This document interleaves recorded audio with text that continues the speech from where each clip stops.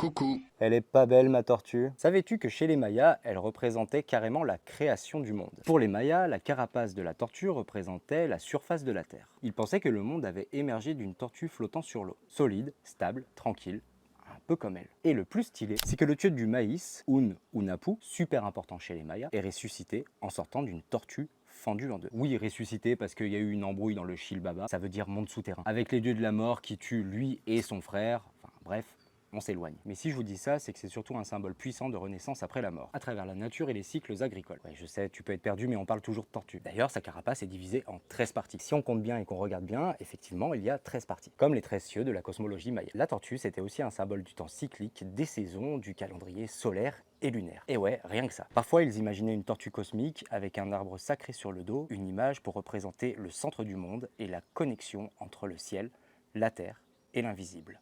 Dans le monde maya, chaque pas de la tortue était un battement du temps. Elles étaient et resteront la mémoire de la terre et étaient surtout très sacrées. Adios.